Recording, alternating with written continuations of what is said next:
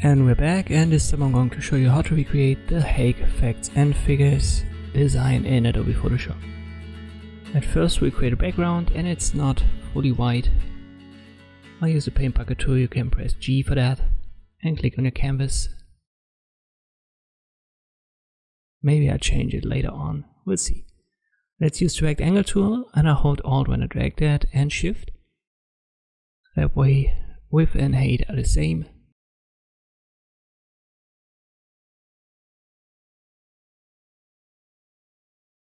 I'll center that, so press Ctrl A and then use the top menu while the move tool is activated, and I'll change the color to this yellow. If you want to use the same, here's the hex code. Just type it in, and under properties you can change your fill color of the rectangle.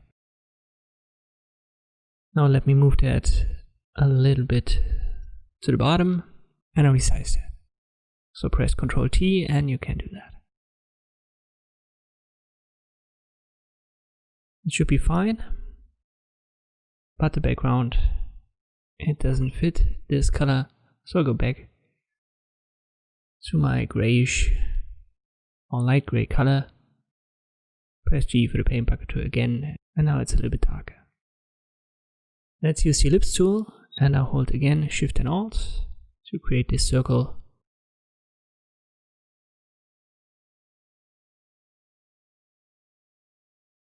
I'll change the fill color. I'll use one of these default gray colors. Once again, press Ctrl A, center it, and then hold Ctrl and click on your layer with the yellow rectangle, and this one's selected, and now I can center it according to the rectangle. Or make sure you've got the ellipse layer activated. Now I change the blending mode, and multiply is a good one here for this gray color on yellow. And now I just have to copy these layers by pressing Ctrl J, and then I resize them after I've pressed Ctrl T. I repeat the process and you can see every time I copy that, the blending mode is copied as well, so I don't have to adjust it, it's all multiplied.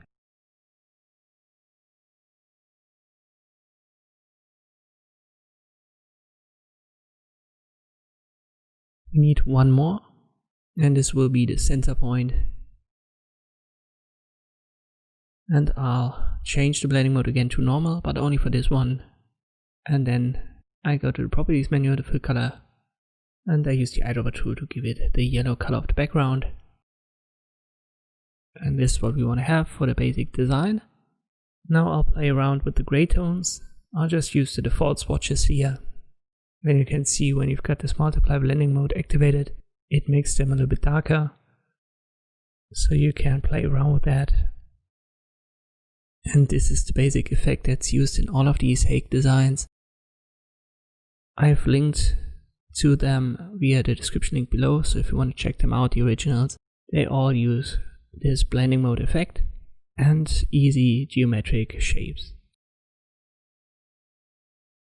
I'll group that, so I'll select them all. I go to the top one, hold Shift, click on the bottom one, all are selected, then I press Ctrl G to have them set up as the main design group.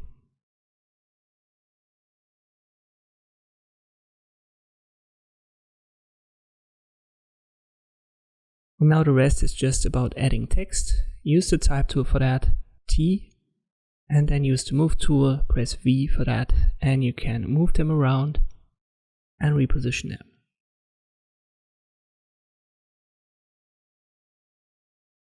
Change the colors on the property. I'll just use a black color here, and you can also play around with the size of it. And as long as you've got your smart guides activated, you can align them relatively easily to the other elements on your canvas.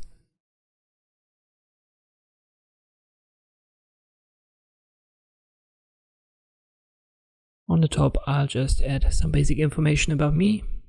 In the original, it's the information about Hague. So once again, check that out via the description link below to see what the original looks like. We can also press Ctrl R to blend in rulers and then drag these guides out of the rulers as some kind of grid that we can use to position all of our text elements. And the rest is just repetition here, so I'll speed this video up a little bit, as it's only placing the text with the type tool and moving that around with the move tool.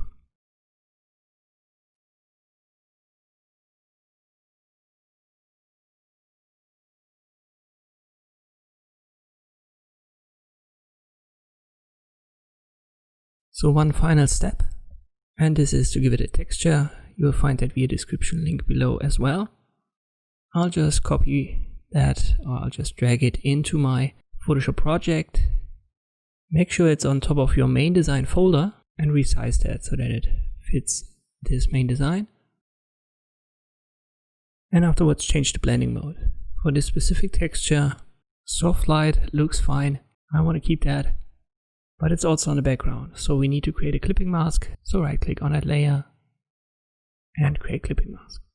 So now it's only attached to the main design folder and not on the grayish background.